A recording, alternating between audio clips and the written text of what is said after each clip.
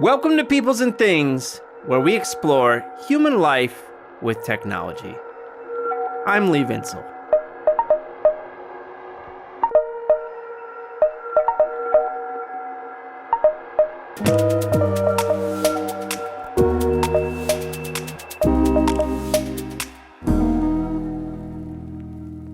Brothers and sisters of the P&T.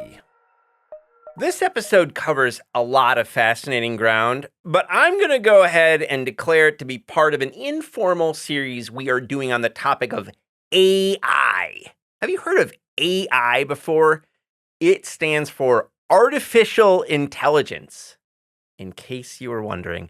Now, there are a lot of different ways to approach the topic of something like AI in society that are strong and rigorous, and there are a lot of ways to approach the topic that are dreadful and thoughtless. We hope to highlight the former kind of work here on this little podcast here. Yep, we sure do. Now, one former guest, Emily Bender, she approaches the topic of AI in many different ways, including on her podcast with her colleague Alex Hanna, Mystery AI Hype Theater 3000. One approach of Emily's that I like, you may recall that she's a linguist. She thinks through large language model, or LLM, forms of AI in a kind of first principles way to think through what these tools can and cannot do. So, for instance, LLMs like ChatGPT do not know anything at all. Rather, they act like what Emily and her co-authors famously described as stochastic parrots. Tools that spit out text that sounds like human reasoning, but ain't human reasoning. And I think Emily and her collaborators argue quite reasonably that there are real limits today to how useful these tools are, or even imaginably could be, given how they work. Which, among other things, suggests that we have a really serious AI bubble going on right now. So, there are other ways of approaching these topics, and one of them is to turn around and ask a different set of questions, beginning with this one. How are individuals and groups working in organizations finding these AI tools useful for their daily work? And as a follow-up, maybe, how much are they willing to pay to have access to these tools? That is, how useful are they finding them really? This is the approach of organizational sociology and related fields of inquiry. In this approach, we don't have to start from first principles. We just look with our eyeballs to see what people are doing. And there are a bunch of follow-up questions we get when we ask these organizational sociology questions. For example, one thing that happens to people when they work in organizational settings is that they build or gain, or however you want to put it, skills. They become skilled. My God, just think of all the examples that come to you from your own life and the lives of people you know around this topic. Like an easy one, or famous at least, you have people who become medical doctors by going to med school, and then they become residents in hospitals where they train up further and develop real practical forms of know-how. Just how to do things. These forms of skill building are a bit like apprenticeships. It involves people who are less knowledgeable learning from people who are more knowledgeable. Well, but what happens if the people who are more knowledgeable stop relying on the less knowledgeable folks who are like their underlings or lackeys and start relying more on things like, well, systems of automation and AI and so on and so forth?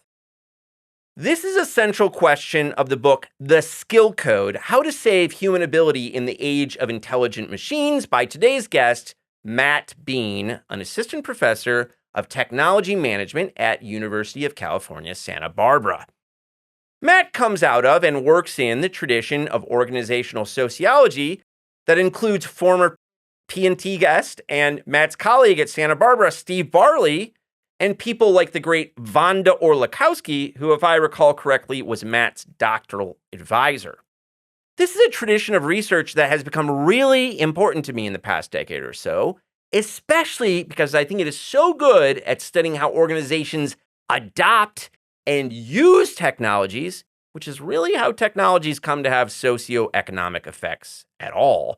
And I think this perspective of adoption and use is obviously critical for thinking about, well, things like AI, that topic you might have heard of in recent years. I also just have a lot of fun talking to Matt, who, is someone who has slightly different instincts and senses than I do about where digital technologies are at today and where they will be soon. But it is for that very reason, the differences between our sensibilities, that he teaches me just so gosh darn much. And he really makes me excited. I hope he makes you excited. So I'll go ahead and invite you, my friend. Hey, get excited!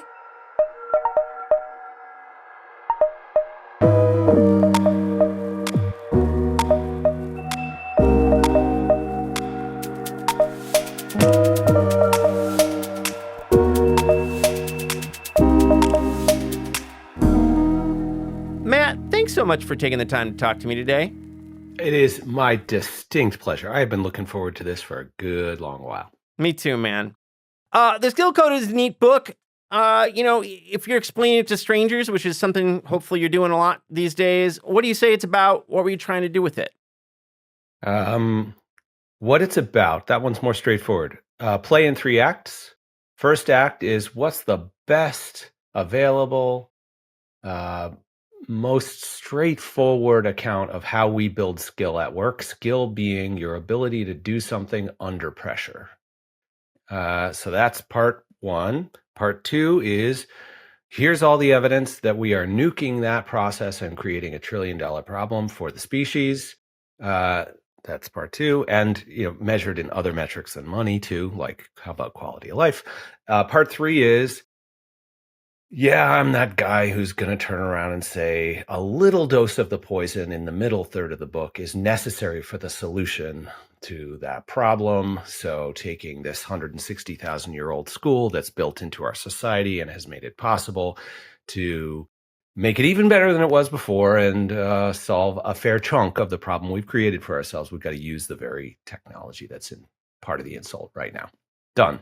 That's probably not, that's a little bit fancier than the cocktail party version, but that's the basic, good. Like, what's the book about? Yeah. And the first question was like, what are you trying to do with it? Which might mean like, where did you feel like, what were you trying to intervene in, or, how were you thinking about that? Right, exactly. So the first impulse for the book, I'll be honest, was I did the basic research in robotic surgery that led to this core insight, like, oh, dang, we're making skill development really hard. And I bet this generalizes. That's all I had after my dissertation. Like, it should. That's the reason they published this study. But so the next 2 years was me trying to prove that. Like, let me skate across a bunch of other occupations and professions and see if this class of problem is evident there. It was. That led to the Harvard Business Review piece and the TED Talk. And that kind of got a couple people that I respected a whole bunch, really looked up to, saying, oh, so obviously you're going to write a book, right? Mm-hmm. And then I had other people say, don't you dare write a book. So the idea got planted, basically. And it was, in fact, given my psychology, probably the people who said, don't you dare, that had more motivating effect for me. Right on. Especially the people who were like, this is pre-tenure. What are you doing? That's a popular book. Like, yeah. Blah, blah, blah. And so I treated it as a side hustle, but the impulse to do it was so people-centered there. It was more like these people who I respect assumed that was the next useful thing to do. And so it's been a hard journey to sort of taking input from other folks in my life, but I'd gotten to the point where I did, in fact, just say, well, if you think I should, then, I don't really know this game, but I'm going to try. I'll just start. The other part, though, even as I just got started, is twofold. One, it did seem pretty clear that all the shadow learners that I had found, these people who are sort of building skill in spite of the rule book or playbook for how you ought to build skill at work, they were all they had different tactics that they relied on, but they all seemed to be fighting for the same thing. And I didn't even know what that thing was. Turns out like that's the skill code. So that's the useful thing that this book offers, which is, it turns out there's certain things that somebody who's just aware or not, incented or not, are just going to fight for to protect so that they can build their skill. This first third of the book is my best shot at saying, here's what they're fighting for. Here's what we all are nourished by with respect to our skill. The other thing, though, is that, I went back to school because my application essay said I really want to understand the world less than try to change it. I came out of a career that was about trying to make the world different than it is. And so then 12 years of trying to understand, towards the end of that 12 years, I started to get the itch again. Like, this is not okay. This is a serious problem. And the more noise I make about it, the nothing else that seems to happen. Like, nobody else is going to do anything. And I feel like I've got that intervention gear. I mean, Kurt Lewin is deep in my blood. So I felt a moral duty, I think is fair to say, to try to get a layperson's distillation of all of this work and its implications in the hands of folks who are making big decisions in their personal lives, in organizations' lives, in countries, regional economies, education systems, lives. People are making big decisions right now, and they're not taking these sets of issues into account, and therefore they're not going to be as good as they could, and we can't afford that right now. If I really believe all the stuff I've done, kind of. So I had a moment of being like, all right, if I'm going to take myself seriously here, like, what the heck? I need to like get this balloon floated up to where the jet stream could catch it if it turns out that I'm not smoking my own proverbial dope. Like, and so if the balloon gets there and the world needs this message, then I've done my job because I have to be of service, sort of. And as a first, it is a first for the podcast. You're going to make the first chapter available.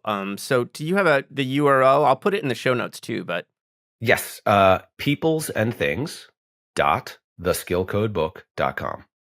Perfect, man. That is so simple. That's the idea. Yeah, and the first chapter was designed. I designed it explicitly to sort of fractally represent the whole book. So you can kind of you can leave the lecture at that point and kind of have the whole story, or that'll help. If you care more, great. The book is for you. Yeah, nice.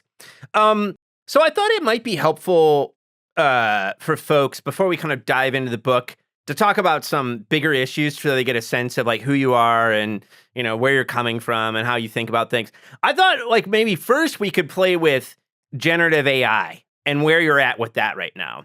So, I mean, obviously it's been a big moment. The OpenAI ChatGPT moment's been huge. I think whether the hype curve, I don't know where we'll put ourselves on that thing.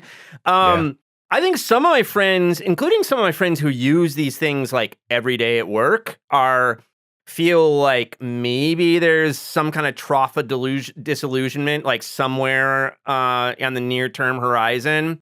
But I just wondered, like, kind of where you're at with it. I know you use these things, and you think they're useful tools, potentially powerful tools. So yeah, where are you at with this stuff?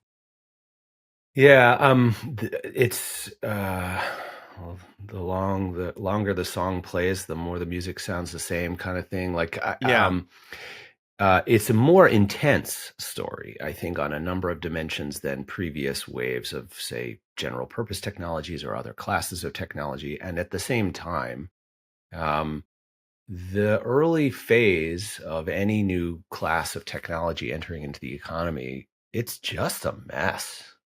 It's undifferentiated. One of my favorite papers on this is the computer and the dynamo, David. And that took 40 years, right? Like 40 for just firms to figure out one big dynamo to replace the steam engine in the center of our factory running a giant camshaft, which has belts that run out to all the devices to drive them.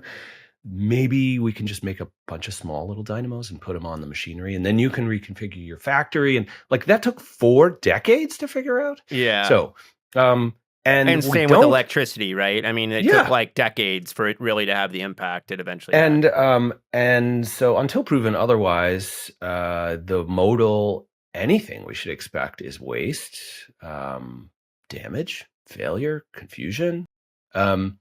Because it's there in undifferentiated form. It's like, yeah, you got electricity to your house now, and we gave you a DC electric motor. What are you going to do with that? Somebody's going to whip up a system of belts and pulleys and a feather duster on the end of a Right. cogs to automatically clean their house. And, it's going to dominate. Their kids are going to be like, Dad. Yeah, right. Yeah. Right? Yeah. And they're lucky if the kids don't lose a finger. So that's kind of the early story with this stuff, I think. You have to really be kind of possessed as an organization, as an individual, to throw yourself at it. And your odds are not great at getting something valuable out of it. It seems like in many, many cases, you get this marginal gain. Like my resume's done faster. Yep. Maybe a B+ effort in 1/50th the time it would have taken me to do the A-, or something like that. And I can't go ahead and say that's bad. It's certainly so-so. Like David Otter and Doron Asimoglu, I think, coined the term, like, most of what we build is so-so automation, which is to say it's like barely substitute, slight improvement. Right. And so that's what I expect. I think right now, though, thank you, Internet. Thank you. This is the upside. There are marvelous examples of people really grabbing this tech by the lapels and trying some very bold things with it, with rigor, and are producing stupendous gains, dramatic improvement. And every time, no. So like, it's nice to have that on display. Yeah. And I think that's going to accelerate the learning curve, that people are trying at least to focus on, all right, fine. Actually, there are not people out there who say, mostly this is going to be crap. However, let's all see what's systematically going right and try to learn from it. That's now happening a lot more than it used to. Yeah. And there is something, I mean, I have not seen anything super great on this. The first place I really became aware of it was, I mean, it's about YouTube and skill sharing, knowledge, learning and stuff like that. If it was like, DIY repair videos for cars and all this shit that you can find. So it was maintainer stuff that I started thinking about it. But I think that, that's come to influence a lot of things, including, how to use these generative AI tools. There's lots of people who have tutorials and here's how to do your prompts better, blah, blah, blah, right? Right. Well, and to me, the more interesting and potentially valuable thing, like, let's just stick with the DIY front, is you can use these tools to create new kinds of understanding about that work. We often talk, people who study craft work or do it, or study knowledge work or do it or whatever. There's this big bugbear there, which is tacit knowledge. We all assume that, you can only write so much down. And really the cool stuff, the valuable thing to learn, is the stuff that you can't really write down. And that word "really" right there is doing a massive amount of work. And what that really means is it hasn't been cost effective yet. It hasn't been worth somebody's time. There are some things for sure you can't write down. And it's not worth it. It's changing too fast. Language is just really bad. But there's so many other things that if you gave that instructional video to Gemini 1.5 right now, and you said, characterize this work exhaustively in all known dimensions that language can afford, you're going to get some new labels on stuff, new classes of applying torque, let's just say. Like, or maybe take a look at this, and I'm curious about managing torque forces in doing lathe. I'm working on a lathe, and give me a taxonomy for torque that's never been developed. That system will kick out a first draft. that helps the whole crowd. Like we can use and then you those got to things use your brain, and that's the whole point, right? Yes. The first output's going to be nonsenseville-ish. Yeah. But it'll provoke you, and that can help everybody help each other. Yeah. And it's funny, we can't talk about these things without getting into your book, which shows, I think, that your book really is on the money here. But I want to do a couple more things. So the other thing is, let's talk about I think you call it the impossible challenge, right? Yes. Can we talk about what the impossible challenge is and how you think about this? Yes, and I look forward to hearing the results of yours. I think you were going to try this anyway. I am going to try it this summer. Okay, fine. So maybe the best way to tell the story is that last summer, so this is summer 2023, I had the challenge of refreshing a course on technical project management for our master's students here. That's the class, one of the classes I teach. And as part of that class, there's this place where they have to do a Monte Carlo simulation of how long a project's going to take. So you end up with a statistical distribution based on running it many, many times, basically. And I always did that in Excel, which took a bunch of programming and stuff that was very annoying. Every year, the new macros would shift and things would break, and I'd have to go back in there.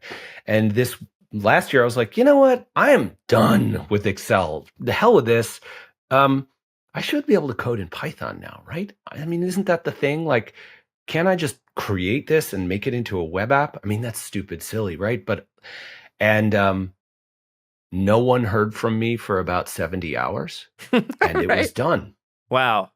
So I just I posted online the 283-page chat transcript.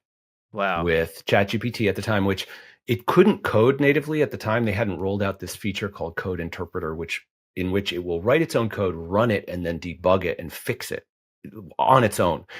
At this time, it would just give you some code and say, here, this should do that. And I would have to take it, put it into VS Code, run it myself, get an error, and toss that error back in. So it's excruciatingly long. And dude, this guy has no idea what he's doing. But I could see progress. And by the end, I had an app running on Heroku that could take an arbitrary input for project, number of tasks, duration, interdependencies, and spit out a Monte Carlo sim for free on the internet. And it was all in Python. And could I explain to you what that Python code did and all the matplotlib calls and all the, barely, I had coded before. So 70 hours later, I was like, hot damn. That's going to work. It's good. It's fixed for the course. And in the last 10 hours or so, I'm like, oh, this is the new course I'm teaching. Actually, it's not about technical project management so much as that's an excuse to make everybody go through what I just went through. Interesting. And so I gutted the course in 3 weeks and redid it so that, everybody's learning about technical project management, and it was important. But for the first 3 weeks, they have, and I surveyed them, only 3 or 4 of them had ever coded before. A couple of them were professionals, but most of them had avoided coding their whole life. And I stood up in front of the room and I told them, guess what? I am your worst. I am, fear personified. You are now going to create do some data analytics and plot stuff using Python and post your code on GitHub in 3 weeks with no help, except for ChatGPT. And they were like, okay. And I said, I was only 10% of their grade was based on the correctness of their answers. Yeah. It was all based on, are you posting your transcript? Are you managing your interaction in a way that respects you and the stupidness of this tech? So it was more about health of process. The result, nice. Hey, if you get the right answer, awesome. And they all got the right answer in 3 weeks. Some of them spent 4x the amount of time. Yeah. Yeah. But at the end, and some of them by the end were saying, I'd rather use Python than PowerPoint now to make a figure. Wow. It's faster. Yeah. And these are people. So that really blew my hair back. I mean, I looked at, we did, Brandon's my TA, and he's very competent coder. And he and I just sat down and looked at the results of that and interim results and went, this is different. None of them thought that was possible. They wouldn't have approached the task before. So it wasn't like this will speed me up on doing something I already knew how to do. So I didn't realize that I was issuing them an assignment that literally they would not have conceived of as possible before. Just not at all. So that's why I wrote, like you have to try the impossible to really get what this thing can do for you. Yeah. To blow past this sort of so-so automation, like, fine, I'm going to get a B+ paper in 1/10 the time. Sure, I can Right. do that. Yeah. But like, why not? Another one that as an HR exec I was talking to recently, I said, why don't you try to, there was this paper decoding sperm whale songs that recently came out using LLMs. Just go replicate that paper. And they're like, what? And I'm like, I dare you. Yeah. And they tried and failed, but they were able to interpret some other wildlife noises using a system that they had built. And they were like, Matt Beane. I'm like, that's the thing, right? That upside potential. So that's why wherever I go, where I'm like, if you really want to get how this tech is terrible, dangerous, unreliable, and also can enable things that you wouldn't have dreamed of possible before. You can't just try for a target you believe you could handle. Yeah. On your own. Right. You got to like writing a letter recommendation. It will do that. It won't be the best letter, but it's not pushing you. And that's part of the story too, right? You got it. Yes. Yeah. You have to be startled with what you can achieve. Like, genuinely, I had students were slack-jawed. I happened to be in the moment where they got their first plot and they're like, what? Wow. Yeah. My brother's an engineer. Or another woman who came in, my brother's an aerospace engineer. And he's like, hey, you finally get what I do. Those moments made me realize this is not just a stupid hallucinatory autocomplete, whatever. It is that. It is that, yeah. But it's more than that. Yep. Can you give people a bit of a sense of your background and your general approach to things? So, like, what'd you do, in your doctoral work? How do you study? And also, can you tell them a bit about your department? Like, what is technology management? Yeah. Okay. So I'm going to back up, say 2-3 clicks from doctoral program, because I think in many ways the helpful thing to talk about is how I got there. My parents were both teachers for a bit, and then in the real estate boom in the 80s, got into that. And so there was this weird mix of kind of entrepreneurial stuff going on, but also, like, my dad, when I was a kid, was helping to stand up the first alternative high school in our area. I'm doing big air quotes here. Yeah. Which was for kids who were, at that point, what do they call them? Emotionally disturbed. Okay. Which basically meant tough homes, drug addicted, and so on. And so he and his colleagues had to build a school that was healthy and useful for kids like that. And so my dad when I was 9, 12, Pedagogy of the Oppressed by Paulo Freire was on the coffee table and a topic of conversation in the home.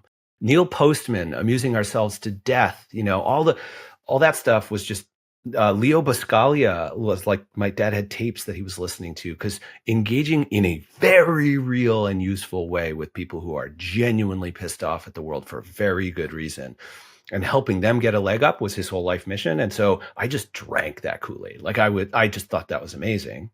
And so education and skills development, but in a very real and practical human-centered way that was a chunk of my career moving forward and whatever I did, more or less. So yeah, then I went into consulting before going back to PhD land. Okay. And that was, I ended it for 8 years at a firm that was founded by one of Chris Argyris's students. Chris Argyris, coming from Harvard, who sort of was one of these first folks he pioneered a field that he called action science, which was taking Kurt Lewin's ideas and really cranking them into a way of approaching social interaction that produced new data about the counterproductive and rigid ways that humans approach complicated problems and finding a new way. And so we would go work with executive teams and help them have the way to sell that is, you're not that great at having difficult conversations. We'll come teach you how to do that, give you a fish if you need on a bad day. And I started to see technology changing the way that those conversations were happening pretty radically, like the BlackBerry and the smartphone showed up. And all kinds of conversations that kind of had to happen live or in the room all of a sudden turned into text under the table. And Um, that at that times, seeing some of the work coming out of Sandy Pentland's lab at MIT, the Human Dynamics lab, where they were converting tacit social signals into legible data for humans in real-time social interaction. They had a paper that converted our conversation into a visual display that would tell me in a group who's hogging the conversation. How good are you doing at taking turns and stuff?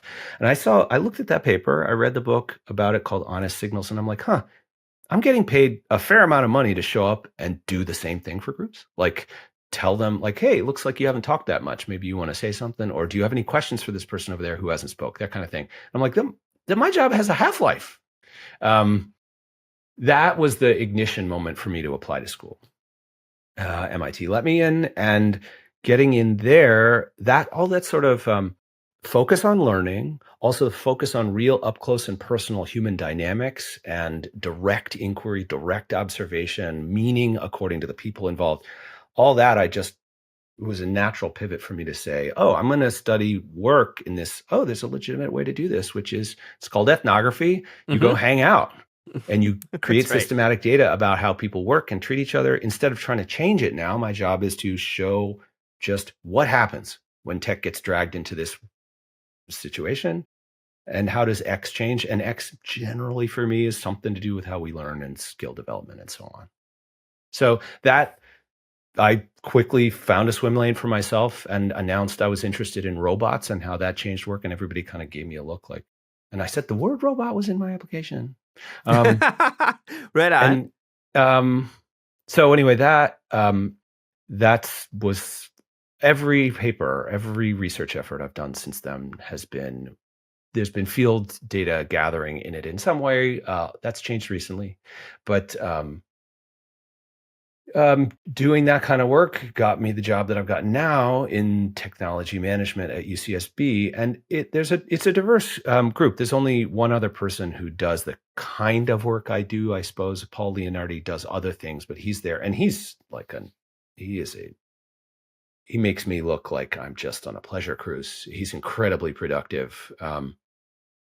But bottom line, so we're sort of in the same like little mini tribe of people who do field research on work involving advanced tech and how things change as a result. He's more focused on like communication and organizational structure kinds of things. I'm more on the learning side. But there are other people focused, like Mary Tripsis is sort of more focused on innovation and tech entrepreneurship and stuff like that. But it's a strange place in that literally every person who's a scholar in the department, it's not big, is focused on some set of questions about work, advanced tech, and how things are changing or could change as a result. It's a cool unit. So, we're going to get into the skill code in 1 minute, I promise. I want to have you back on just to talk through a bunch of your academic papers because I love them. And I want to give people a sense of them. So I thought, can we just my favorite because of its funness is your Paper In Storage Yet On Display, an empirical investigation of robots' values as social signals. So just to give people a taste of your kind of academic publications, can you tell us a bit about that fun paper? Happy to. And that paper was a joy to write. So I, for 14 months, spent night shift at a post-surgical ICU in a hospital in the northeastern U.S., where, and this is the place where patients land after they have had multiple simultaneous surgeries. You do not land here unless you're in a very bad way. So it's not you had your appendix out, unless there's only, the only spare bed was there. And the key thing at that spot is that in the middle of the night, the person supervising that unit is not a physician in the way that you would like to think of there being a physician there. It's not an attending physician. This is a resident, a medical resident who's a sort of an attending in training. Yes, they're a medical doctor, but they're there to learn. Like that's their function. So overnight, the attending signs off at 5:30. They go home, and at about 9:45, they'll call in and ask that resident verbally on the phone, run me down beds 1 through 24, tell me how they're doing. And you have maybe 15-minute interaction.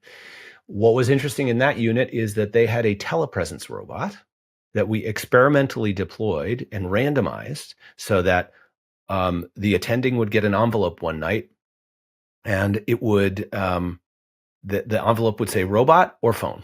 And so if it was robot, they would pipe up a custom laptop with this strange double joystick controller and drive that thing around the unit and go patient by patient and check on the patients that way with the resident in tow.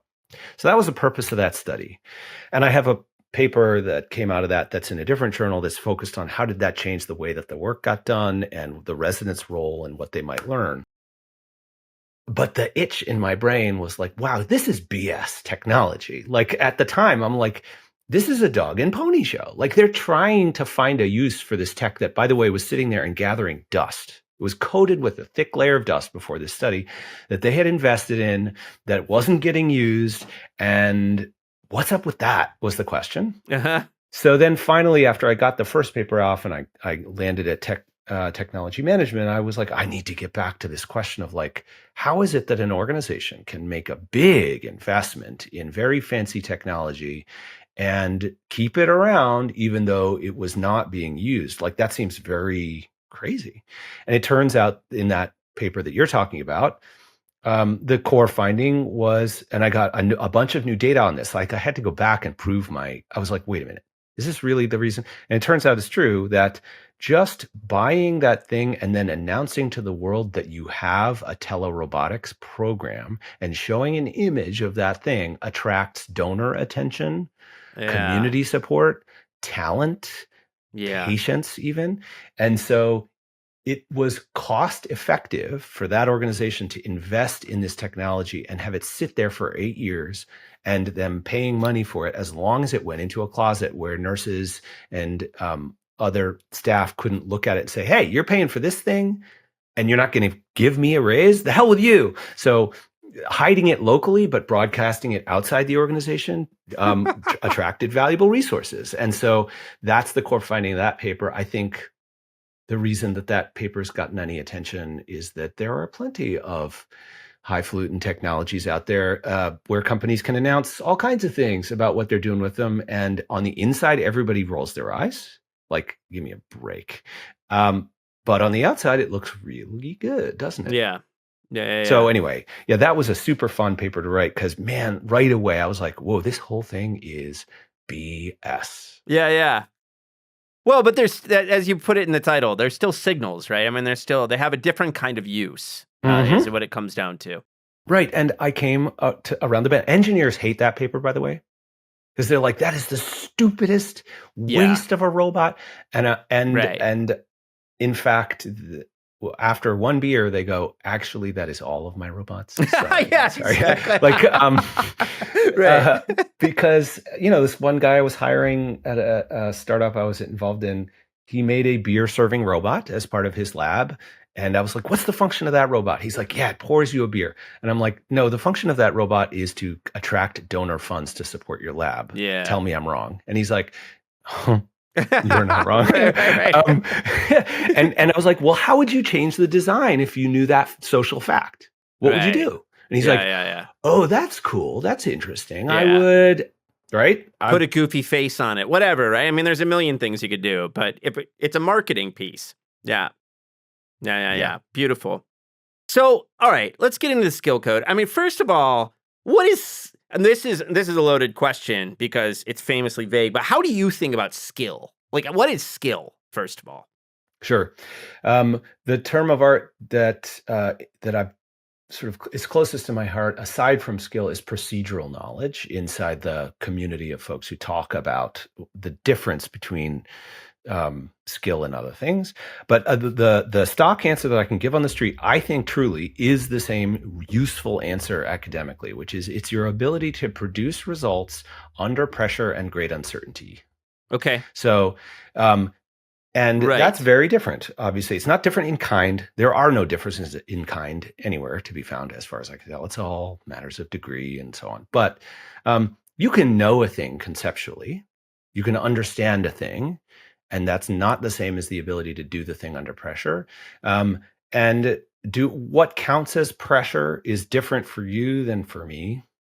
And what kinds of uncertainty are going to mess with you and me. So there's no um, ultimately, I think, sort of reifiable standard that applies to all human beings equally. But on the street, I also think, as I've studied it, the most useful way to think about what skill is, okay, you're in this situation and several surprising things happen, and or you have incomplete information. There's social pressure, there's status involved, whatever. It's hard, complicated, and you can still get the job done reliably. That's skill. And one of the things you draw out in the intro is that there's a big difference between skill and what we might think of as like formal learning, right? Sure. Mm-hmm. And they're intimately connected. So I'm not of the, there's a camp of folks who say, skill is the important thing and knowledge or book learning is the enemy or just unconnected. Right. And it's just, you go and actually study a work environment and you need a bunch of book knowledge, a learning that you would have gotten either just by self-study or in a class or some structured learning environment where you're processing organized systems of concepts and relations amongst those concepts to understand the nature of the game before you start playing it to some degree. And that's kind of table stakes. That'll get you to being allowed to start to try the workout in some limited ways with other people involved so that you can start to build the ability to do it. But it's hard to point to a domain of work where there's no knowledge or conceptual learning or formal learning needed at all. There are fun ones, like chicken sexing. That's a great one. You don't need to know a damn thing. You can just learn it. Right. Okay. Right. Yeah. So, that does take skill. So that's not like an unskilled thing, right? Not at all. Yeah. Deep skill. And can those people explain what they're noticing? No, they Interesting. cannot. But those are really hard to find. Yeah. And another thing that's fascinating that you get into in the beginning of the book is that the way we've passed on skill for like thousands of years is something that looks like apprenticeship. Yeah. Yep. The fun, boy, was it a treat to be able to really research that, especially say pre-1850, or let's say 1800, 1750. There is magnificent archaeological evidence going back 160,000 years that shows that in order to get results and build skill, we organized in groups to accomplish complicated things. The first stored energy weapon, I mentioned this in the book, I think, it was the bow. No one human being could make a bow now or then. Just doesn't happen. So you need raw materials. You got to gather those. Then those raw materials need to get delivered to somebody who knows how to assemble them. And basically, but then there's somebody who integrates them all into the final product. Somebody who knows to get the feathers, then they can fletch the arrow, but the arrowhead, that needs to be laced on. And then there's somebody who tests it for quality. That's an organized, complicated system of labor where you've got some people who are doing help tasks that provide basic resources on some level, refine them a little bit. Then there's combination, then there's quality assessment. That's a cooperative system of labor where you have somebody who knows more working with somebody who knows a little bit less, and the person who knows a little bit less is learning by doing, such that in 5 years, that person is now the person who is making the arrow or what have you. So once you see that equation, and this is basically, Levenwenger in the 90s wrote this up when they wrote about legitimate peripheral participation and communities of practice. That was really seminal work and has the citations to show for it. Once you sort of understand that, it's very hard to look around and see skill not coming from that engine. Yeah, right. Informally at work or not at work, at home, in the community. So, yeah, apprenticeship in a way does violence to that because there are formal apprenticeship systems. Like you look at Germany, and there are these great, generally great systems where you are named as such. Right. You are named as a master and you are named as an apprentice. I'm not talking about that. This is just how humans organize to get stuff done when it takes more than one person and you have different levels of expertise. Right. Yeah. And it's because one risk is that we end up fetishizing those formal apprenticeship systems. That's not what I'm trying to do here by using that term. Right, Yeah. right, exactly. And I think when they are formal, they can be great and terrible, and when they are informal, they can be great and they can be terrible. Right, right. But so the general point, whether you use the term a novice and expert, apprentice and master, there's a lot of sort of pairs that get the job done in English, and it will be interesting actually to look at other languages. But this relation between someone who knows more, can do more, and who needs a little help from somebody who knows less, but is looking to become that person or has aspirations to connect with them on some level, that's the basic engine. Yeah. So one of the things that you orient your discussion about skill and the skill code is around your notion of the 3 C's, which are challenge, complexity, and connection. So can you tell us a bit about like why you think these 3 things are important? You know, like what's going on here with your 3 C's theory and what each of them kind of does? Yeah, a theory I think is a stretch. I thought about what's the job of the front part of the book. So the first thing I said, yes, those are the sort of 3 core elements that I put forward in that first part of the book. And when I sort of first drafted the book, I went subtly but definitely into the mode that, to my mind, the often wonderful and previous work in skills development and learning, sort of vicarious learning, engages in, which is to build a theory, which is to say, here are the sort of components that make for how you go from no skill to skill. And here's how they're all connected and sequenced either in time or in relationships or on some other dimension of progress, right, towards skill. And I was kind of started to head in this direction of building a new theory. And I realized that that's not what is helpful right now.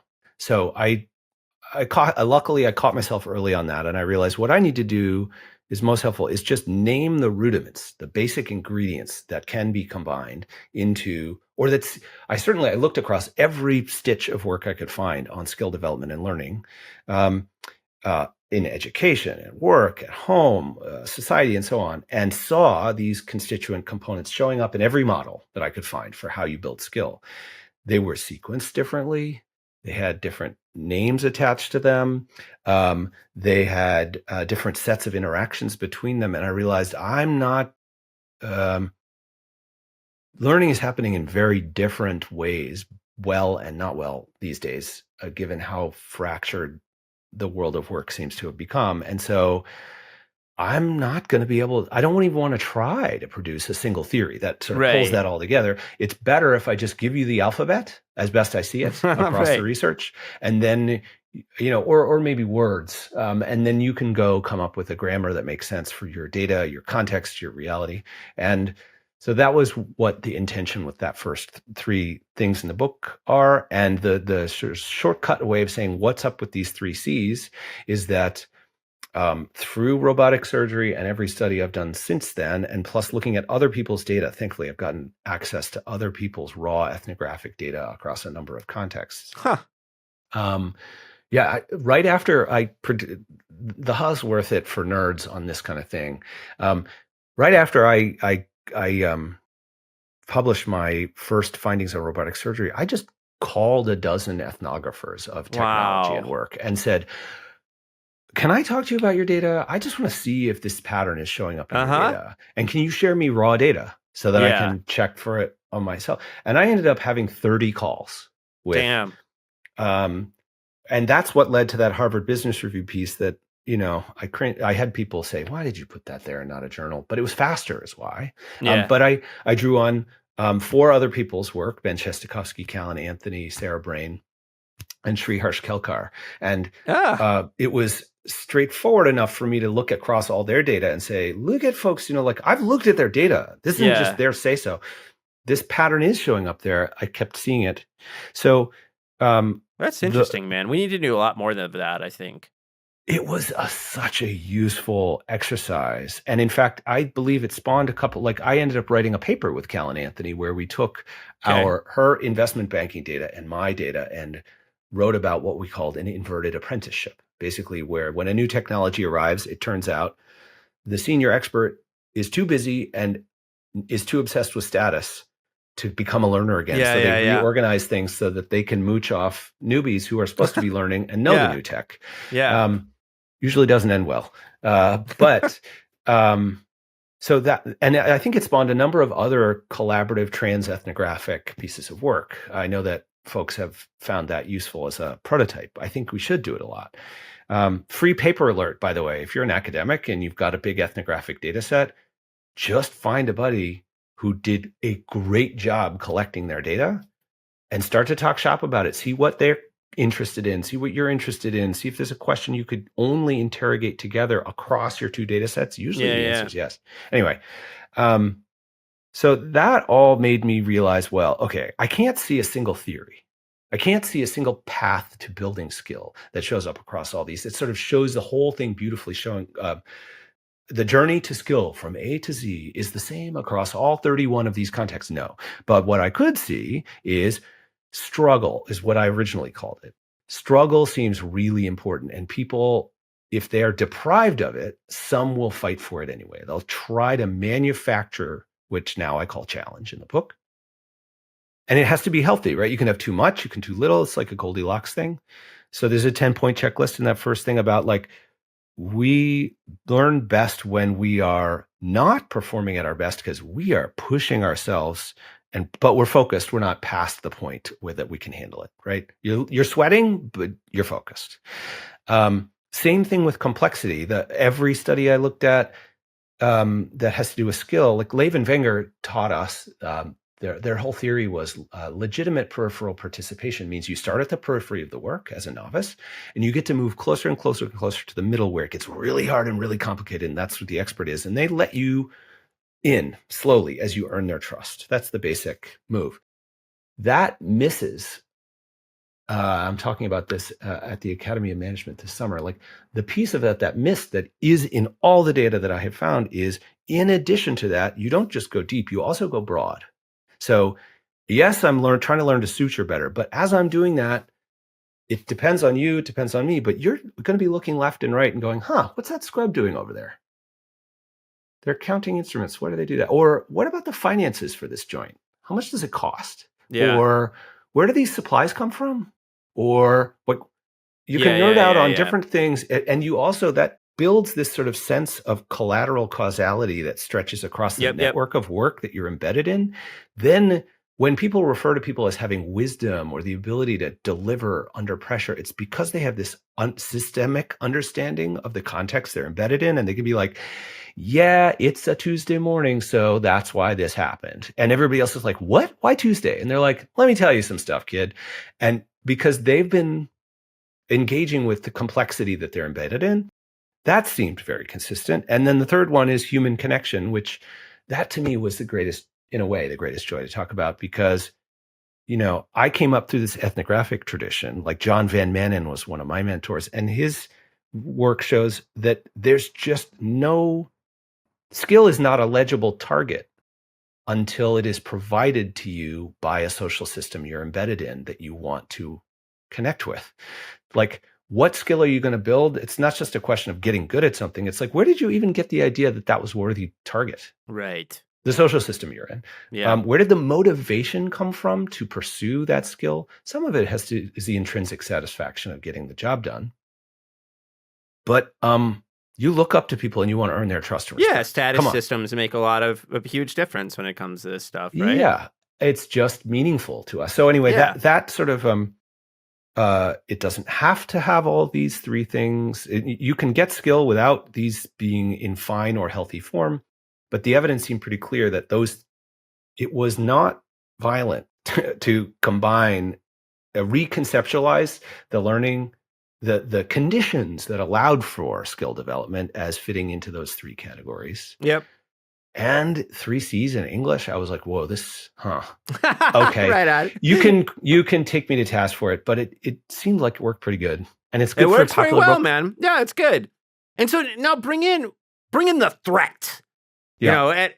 Now that the threat comes in, enter stage left, right? So what do you worry, and what do you already see? Because it's not just a worry. This is something you already see, and you have data on this. you see we're adopting these automation technologies of various sorts, intelligent machines, whatever we want to call these things. Can they undermine the learning process in organizations? Self-serve. That's the way that I've found in the last month or two to sort of name it. What I saw in the OR was a surgical robot allowed a surgeon to do the whole job themselves.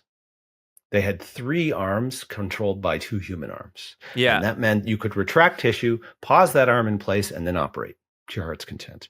Before that, you needed a human being to retract and hold that tissue. And so a resident was mandatory and was on task, so to speak, for 4.5 hours during 4.5-hour procedure. The robot allowed you to do more, better, faster because you could do it all yourself. And the resident became a spectator unless they were special and earned the right to participate. And that is literally, on an abstract level, exactly what is going on with ChatGPT right now. So the expert, somebody who's trying to write a resume, write some code, can do more by themselves because they have this cognitive prosthesis faster. And they just need less human input, which from that expert's point of view is rad. They're like, yeah cool. Like me, how did I feel about creating that tool to do that Monte Carlo sim? I was excited. And I would have had to call for help before. And definitely.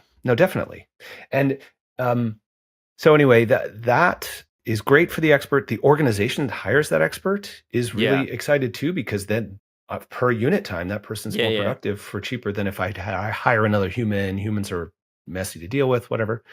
So anyway, that is a deal that no expert or organization will turn down on average, and yet kneecaps the next generation of talent because they become spectators. They don't get a chance to really struggle. They don't have challenge, complexity, and the connection. They're just cut out of the equation. Yeah, that's really nice. And I mean, and you show it in when you talk about the operating room example that you have, someone who might have participated, but now they're just standing there at the side. And you've already outlined in your kind of theory of learning and all the theories of learning you're drawing on that participation is what drove learning before, right? Yeah. And what I say in the book, I think, is that participation per se isn't the thing that builds learning. It's challenge, complexity, and connection. And participation is this convenient bundle of all of that. Yeah, it sort of enforces those things. Yeah. And you could take it on faith. You could take it for granted that just showing up and being in the room is going to work. Yeah. But now we've atomized work and made it much more self-serve in a way where people in the same room doing the same job could be just one of them is optional and just standing there. It's weird. As you were talking about what these things are doing in organizations, you said something that you've said a lot more about on Twitter and other places, and I think comes out of other studies like Ethan Mollick stuff and other folks, which is that the people who are best able to use these automated tools are people with shit tons of like specialized area knowledge already, right? I mean, these tools are helping those people out the most. Yes. Because you got to use your mind with these things. They're not the first feedback or the first thing they spit out for you. A lot of times it's not great or it needs further refinement. And you actually have to be in a position to know what's missing or what's wrong, et cetera, right? Yes.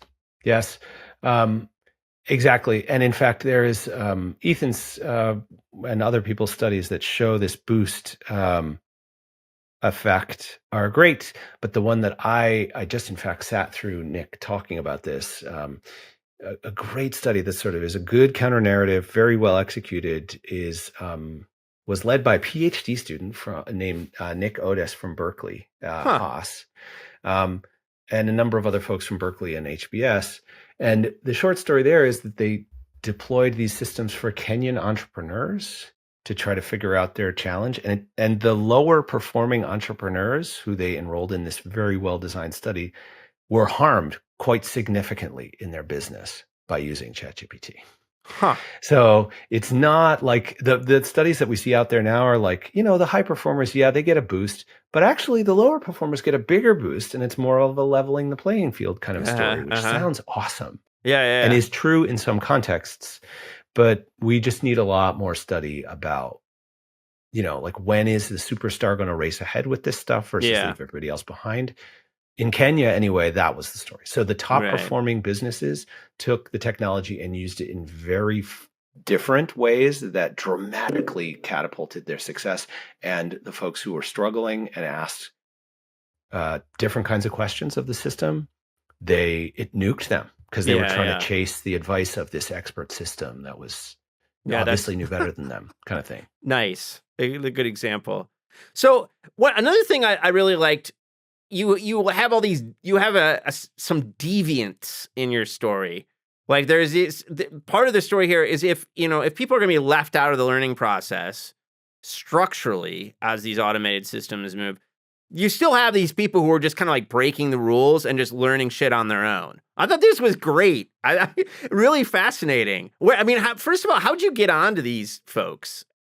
After about a year and a half worth of field work on robotic surgery, I came to my committee and I said, "Hey, look it. I've shown across 5 hospitals that learning to do robotic surgery is really hard, and Yeah. most people are failing. The standard curriculum, the theory of legitimate peripheral participation, is totally busted because of this optional, fifth wheel kind of scenario I mentioned." And I have 3. It was literally 3 at the time. Young surgeons who seemed to be learning anyway. And they said, "That's cute, but that's not science yet, because we know we should expect it to stink and be hard. Even though they've had this tech for 10 years, it being hard is not a surprise. But if you can do science, if you can go find 20 times more people who are also learning in spite of these barriers to structural barrier to learning, and show that they are doing it independent of one another and systematically in the same way, then that's really valuable finding." And I was like, "Fine, I'll go do that." And that was the next year. So I came to them luckily enough with a year left in my data collection. So I just pivoted my data collection radically in that direction to go, but like, all right, where would I find these people if I was going to aggressively, theoretically? I turned to great studies of like studying drug addiction. Like, how do you snowball sample your way through a crowd that doesn't even know that it doesn't know about stuff? That was awesome. A lot of fun. And it turned out that, in fact, I found across 18 teaching hospitals that there was it's like 1 in 8, maybe 1 in 10 residents were using the same 3 practices in roughly the same sequence to build their skill in spite of the standard curriculum. And every single one of those practices made everybody cringe. Like nothing you could lose your job for. But the sort of pointy end of that spear was operating on a patient without the senior surgeon. Which, people's eyebrows go up when they hear that. Like, what? And there are circumstances where I could tell you a set of facts where you'd be like, "Oh, actually, that is what I would want." So, for instance, this person rotates from a top flight institution where they're getting excellent training. They're in their 3rd year, and they rotate into a community hospital or VA where the surgeon on call is worse significantly than them. And they see that resident start to operate, and they realize they can learn from that resident. And so they're just like, "Oh, what would you do next?" And they let them operate. Or they just walk out of the room. "I'm going to go get a coffee. You're good." Yeah. And so they're struggling. They're getting their challenge, right? Anyway, no one would agree that is the right way for them to be learning. Right. Not one person. Right. It is definitely deviant in the, and the same with another one was learning from YouTube extensively and deeply. Right. Yeah. And I have senior surgeons saying, "You don't learn to be an actor by watching movies," and yet, in fact, those who were. Mm-hmm. It's just a fact. So, but you hid that fact from your senior mentors because you did not want to be seen as someone who had the free time to be watching video. Because to do that, you were skipping dealing with patients or all the people you're talking about are they're skipping something. Yeah. And so, I mean, like, you're not a pessimistic guy. like when it comes to the scale. I mean, you have a quite nuanced view on this. You actually don't belong in that kind of silly optimist pessimist thing that floats around, which I think is super unhelpful. But you Yep. do think we can learn from what these deviants are going through. Like they give us a kind of like a eye forward for how we could do things not in a deviant manner, but in a kind of above the board but good manner, right? Yeah, I do think that's true. And, if I'm being really candid, I have some reservations about even stepping into that territory. The safe territory would be just look, I have found that some people learn through deviance. And I'm going to move on to the next scientific finding. And saying that we could or should extrapolate from that towards a better, higher way for all of us to learn is not proven scientifically. Like it's not a science anymore for me to say, Yeah. hey guys, like we have people who are they're building skill through deviance. Let's look at what they're doing and sort of chemically extract the deviance and look at what's left. What are they fighting for to preserve? And how could we design for that? That's proscriptive. I mean, that's consulting. I mean, call it something other than research. It's not. You can study that. You can have a hypothesis that, okay, what's important is challenge, complexity, and connection. That's what washed away after the acid bath of deviance gets eroded. We need to go do scientific research to test then in what ways and in what sequences are those things really, and that's not done yet. So it's a hypothesis is probably the right thing to call that, but I'm acting on it already.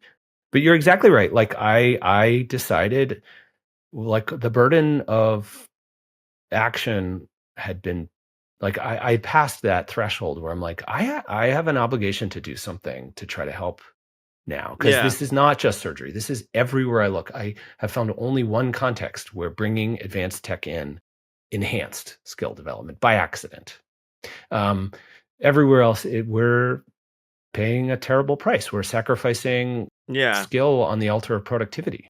So spell out that vision. I mean, we can talk about the 3Ds: discover, develop, deploy, or not. Or I mean, but give us a sense of what you think we need to do in organizational settings to kind of like not have the worst case scenario. Right. So in the back third of the book, I sort of take the 3 C's and notch them one letter down the alphabet. That also worked, which has felt so corny, but it's also real and memorable. The first thing is I start that chapter about reworking the skill code and saying, like, look, I'm giving you, I think, my best shot at what the sort of 3 components to healthy skill development, but how they get stitched together, how they're enacted is going to vary by context. And so in fact, the bulk of the interpretation and planning and intervention is the burden's on you. Like maybe this is a useful set of lenses, but you're in your organization or occupation or whatever. You're going to have to go get the data to say, okay, where and how are things healthy?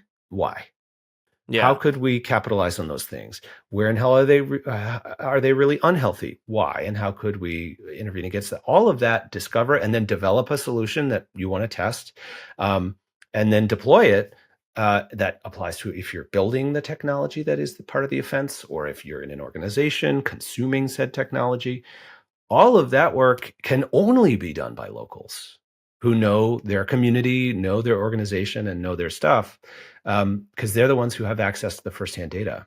So I think it's incumbent on, we should be sharing lessons learned and so on. Like this book is my best effort at trying to say, here's some patterns I'm noticing that are consistent across industry, occupation, stuff like that. So there, having some sharing and testing, sciences can be a great place to do some of that. But in the end, it's down to locals acting given their local information. Totally. Yep. I wanted to talk about one thing as a kind of, I wanted to be sure to get in before we kind of wrap up here. And that is something you and I have spent some time talking about in a number of different contexts, which is you talk about the threat of inequality and automated systems in the book, especially at the end. It comes out in a deep way. But it's also like, if you're in a role where you have the opportunity for challenge and kind of like healthy and pleasing complexity. You're in a certain kind of job, right? Yes. And you and I have talked a lot about, and you actually kind of put forward a kind of hypothesis that's been a kind of working hypothesis for me, which is that the people who are in like shitty jobs where they don't have autonomy, they don't have healthy challenge and complexity, they're often the people most kind of fucked over by the adoption of automation.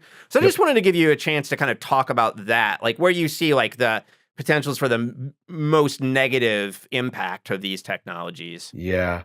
The warehousing industry is a place that I've spent, I stopped with the team about 10, 11 months ago, a 3-year data collection effort in the warehousing industry, parcel sortation and transport, and sort of kitting, like Amazon style, B2C style warehousing, in mom and pop shops all the way up to multi-billion-dollar organizations.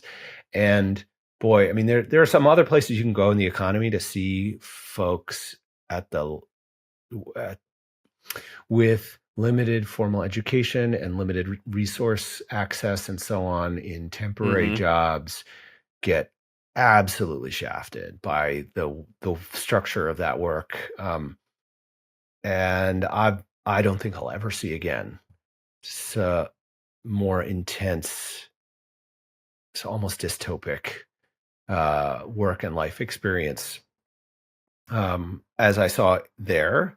You go and you order your lunch offsite through bulletproof glass, and you get your paycheck from a payday lender. You don't get it from your company, and you're paying usury rates on interest and stuff like that. And you're lucky if you have a vehicle, and good luck spending time with your kids. Yeah. And then COVID comes along. So the trouble is that this is well documented, at that level of income earning and swapping your time for money, you do not have time to build skill that can help you earn better money or get more respect or move up in the world in any way, except for while you're actually physically doing your job. So time and money for school, that's a literal joke. People wouldn't consider it. And so, okay, fine. That means you can build skill at work. People do that all the time, right? No, in fact, this work is so highly rationalized deliberately. Every day, organizations deploy professionals in the organization to de-skill the work. And that is an explicit, overt plan. Your job is to reduce skilled touches in those jobs, because the fewer times that a human has to touch a thing, and the lower the skill requirements of touching that thing, the more of those things you'll process at lower defect rate. That's how your organization makes money. And you've got grocery store margins. So yes, you're going to have people crawling that building, looking for ways to make it take for humans to be demanded less of to get the job done less of the time, i.e. automation. But in many cases, it's just like process optimization. So there's no I order a piece of equipment and I'll throw it on the floor sometimes. Yeah. Anyway, you stay in that job, the longer you stay, the more de-skilled you become. And that's not like some sociological figment. That's like, I am less capable after 3 months because I just do this same thing over and over again. And by the way, next month, it's even simpler to do. Yeah. And I'm less connected to the people around me. I don't even get to know them because we're all just trying to make our numbers. So that was deeply, I expected all that in theory, right? But to get to know people who trying to do better, earning a living, doing that kind of stuff, supporting a family, whatever, that's intense to watch. That's worst in the biggest, most formalized organizations. In a small mom and pop warehouse, there's too much pinch hitting. Like you're living you're living at the end of a bullwhip sort of. And so that actually does mean there's more variety in the work and more human connection. And because you don't have money for fancy equipment, humans got to make do. And so it's actually a better place for somebody in that kind of job, even though you might have an absolutely atrocious employer take advantage of you. Like some of that kind of stuff is terrible. So it's not a happy place. Sure, it's Matt Beane. So we found ways to find people who were succeeding in spite of those barriers.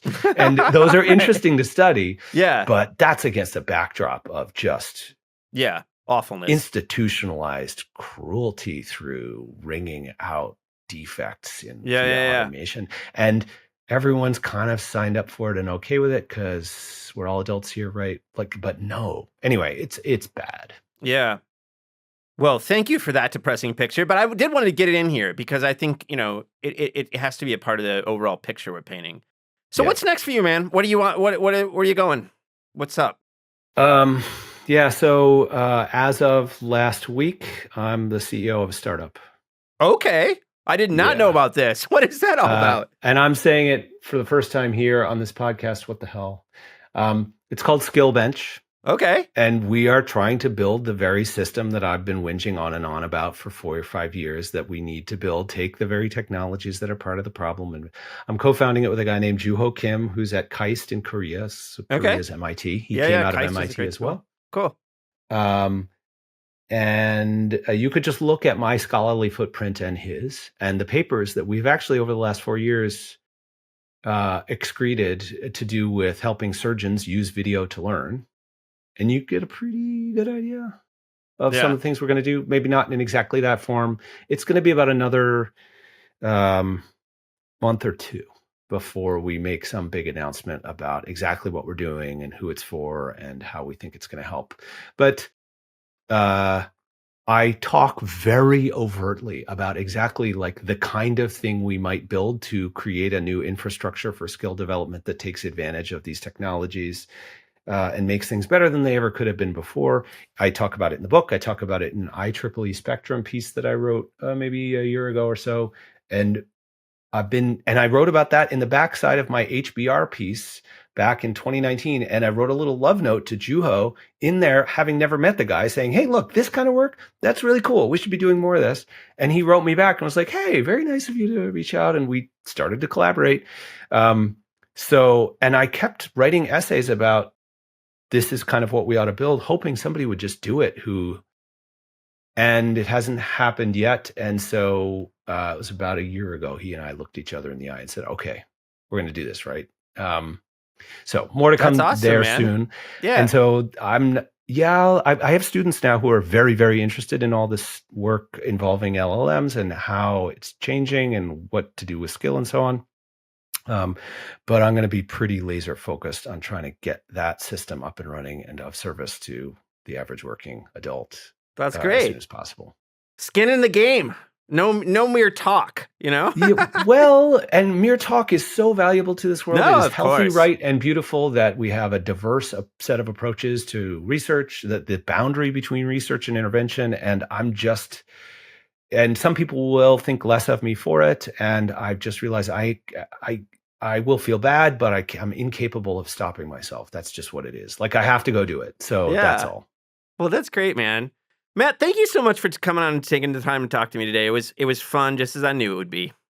Yeah, no, I mean, I like I said in the beginning, I've been looking forward to this one for a good long while. The last time we actually sat and chatted for a while was over a beer at the public market in Santa Barbara, and we've only had video game consoles to reminisce about since then. We're going to scratch that itch eventually, but this has just been a serious treat. Thanks so much, buddy.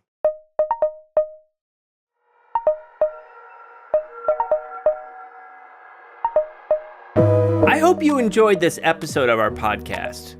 You can reach us with questions, comments, and suggestions at leevinsel@gmail.com or by following me on Twitter at STS_news or on YouTube at People's Things. Our podcast is distributed by the New Books Network, the leading platform for academic podcasts, so that you can find us wherever you get your podcasts. Peoples and Things, like most things in this world, depends on the work of many people. I want to thank my brother Jake Vinsel for writing the music for the show. I want to thank my buddy Juliana Castro for designing the logos for the podcast. You can check out her work at julianacastro.co. Joe Fort is the producer for the podcast, and Mandy Lamb is the production assistant. This podcast and other Peoples and Things programming are produced in affiliation with Virginia Tech Publishing and supported by the Center for Humanities and the University Libraries at Virginia Tech. For information about other podcasts, From Virginia Tech Publishing, visit publishing.vt.edu. For the entire Peoples and Things team, I am Lee Vinsel. And most importantly, I want to thank you for listening. Thanks.